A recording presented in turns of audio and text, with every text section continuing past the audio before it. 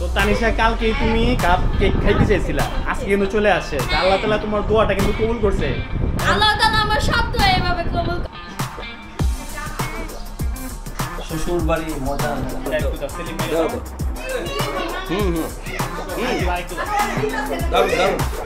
আর এইদিকে আমার চাচা চলে আসছে। চাচার ছাড়া তো হয় না, চাচা তো আসলে জীবনে এগিয়ে যেতে হলে অনেক কিছুই নতুন ট্রাই করতে হয়। আর আসসালামু আলাইকুম ডিয়ার ভিউয়ার্স, বর্তমানে ইন্টারনেটের যুগে দেশের পোলাপাইন কিনা যেভাবে চেঞ্জ হয়ে গেছে সেইটা বিগত 100 বছরের মধ্যে এত তাড়াতাড়ি হয় নাই। কারণ ইন্টারনেট আমগো উপরে এমন কইরা প্রভাব ফালাইছে যে এখন ইন্টারনেট ছাড়া আমগো দিনই চলে না। খালি আমগো না, পুরা বিশ্বেরই দিন চলে না। এই জায়গায় যেমন খারাপ দিক আছে তেমনি অনেক ভালো দিকও কিন্তু আছে। আজকাল ইন্টারনেট ব্যবহার কইরা অনেকে স্বাবলম্বী হইতাছে। চাকরির পিছন না ঘুরে ইন্টারনেটে আউটসোর্সিং আর অনলাইন বিজনেস কইরা অনেকে এখন বেশ ভালাই আছে। তাগো মধ্যে এইরকম একজন অনলাইন বিজনেস উদ্যোক্তা হইল আমগো আমিন বাজারের বরদেশি গ্রামের নুসাইবা কুকিং স্টোভের ওনার। লেখাপড়া শেষ কইরা কিছু স্কিল শিখা ঘরে বইয়ে যে কিছু করণ যায় হেটার জ্বলন্ত উদাহরণ হইল এই পেজের ওনার নিহা। তো আমি এখন অগো রিকোয়েস্টে অগর লগে দেখা করবার যাইতেছি। তবে আরেকটা কারণও আছে, আসলে ওদেরকে একটু প্রমোট করা হইলো আমার আসল উদ্দেশ্য। কারণ আমিন বাজারের স্থানীয় ছেলে মেয়েদের অনেকে অনেক সময় অবহেলা করে। আমরা আমিন বাজারের ছেলে মেয়েরা নাকি কিছুই করতে পারি না। আসলে অনেকে জানেই না আমরা আমিন বাজারের অনেক কৃতি সন্তানেরা জাতীয় পর্যায়ে অবদান রেখে আইছে এবং ভবিষ্যতেও এখান থেকে কেউ না কেউ অবদান রেখে যাইব। আমগো এলাকাতেও ডাক্তার, ইঞ্জিনিয়ার, সফল উদ্যোক্তা, জাতীয় পর্যায়ের খেলোয়াড় এবং উচ্চ পর্যায়ের সরকারি চাকরিজীবীও আছে। আমগো এলাকার স্থানীয় পোলাপাইন কোনো অংশে কিন্তু কম না। আমরা যেমন অফলাইনেও সামনে আগাইবার পারি তেমনি অনলাইনেও। তো যাওগে এই জরা আয়া পড়ছে, তো অগলগে দাঁড়ায় দাঁড়ায় কিছুক্ষণ কথা হইতাছে। ওদের উদ্যোক্তা হবার পথটা কেমন আছিল সেই সম্পর্কে কিছু কথাবার্তা হইলো অগলগে।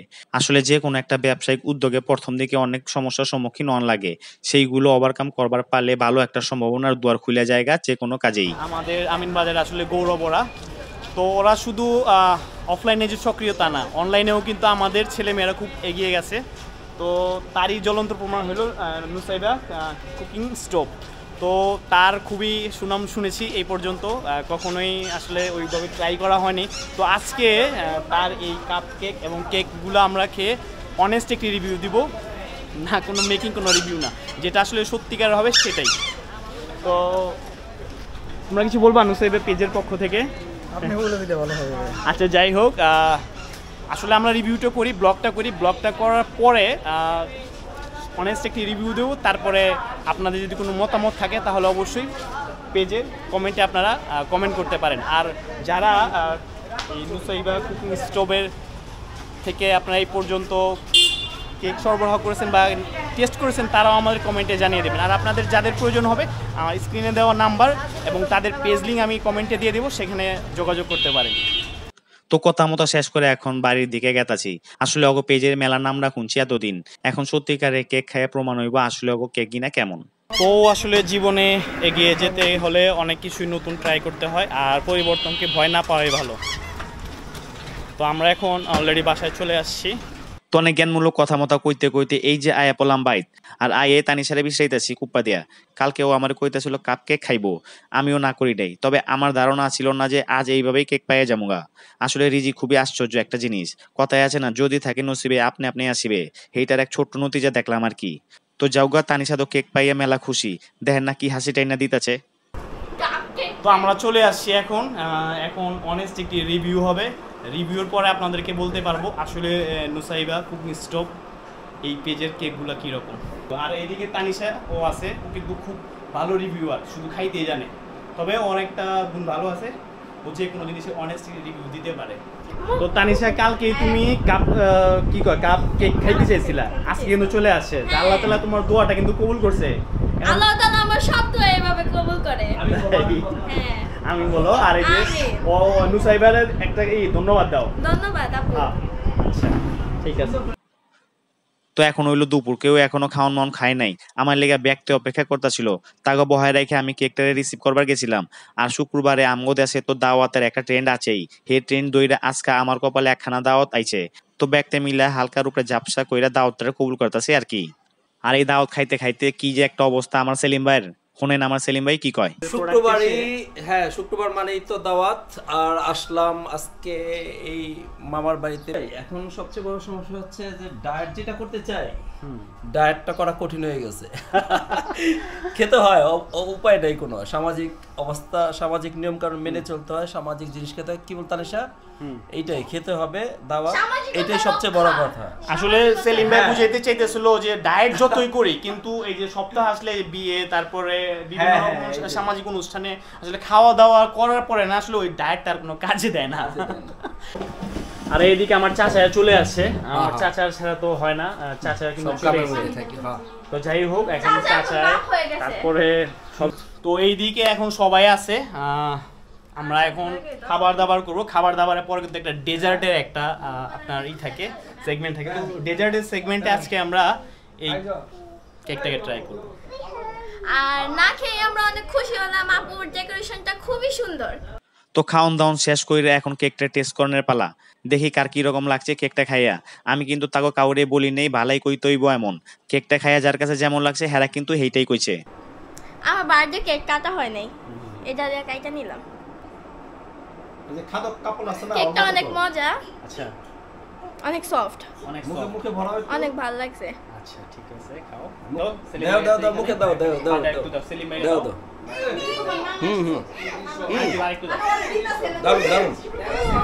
তো এখন সেলিম ভাই আপনি বলেন এটা অ্যাকচুয়ালি কেকটা ভালো হয়েছে। আর আমার কাছে এরকমই মনে হয় যে বিভিন্ন পেজ থেকে কিনলে, আমি জানি না পেজের নাম কি, তবে এটা আমার কাছে ফ্রেশ মনে হয়, অনেক আচ্ছা ফ্রেশ মনে হয়, দোকানের চেয়ে ভালো হয়েছে। দোকানের থেকে ভালো, হ্যাঁ এটাই। তো আসলে সেলিম ভাই বলতেছে যে আমরা আসলে এখন ভেজালের ভিড়ে দোকানের কেকগুলা থেকে হোমমেড যে কেকগুলা সেগুলা অথেন্টিকেশনটা ভালো হয়। আর এইদিকে আছে আমাদের ডক্টর সাবরিনা আসা, ও এখন আমার মেয়ে নহরিকে দিতেছে। নহরি তো এখানে কি আছে বাবা, তুমি কি কেক খাবা? নাও এই যে হ্যাঁ একটু মুখে দাও, একটু এটা নাও, সবারে দাও। তো আশা এখন সবারে এটা করতেছে, একটা প্লেট নিয়ে আসো, সবারই দাও। আসলে মজা হয়েছে।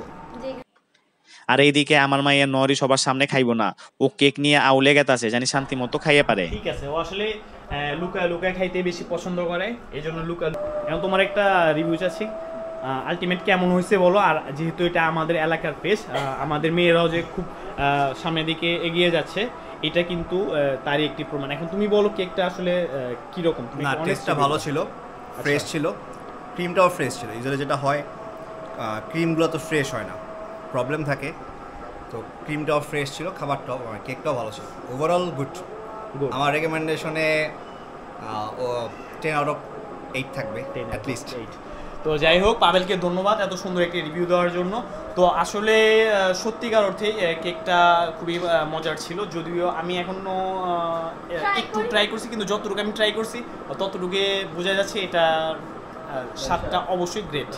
তো আপনাকে কাউর যদি কেক বা কাপ কেক দরকার হয় আপনারা এই পেজ থেকে অর্ডার করতে পারেন, তাগো পেজের নাম্বার দেওয়া আছে, আর আমগো ভিডিও কমেন্টেও লিঙ্ক দেওয়া থাকবো। এখন আপনারা কইবার পারেন আপনি তো খাইলেন না, আসলে আমিও খাইছি, আর আমার পার্সোনাল রেটিং হইলো আসলে কেকটা অনেক মজা।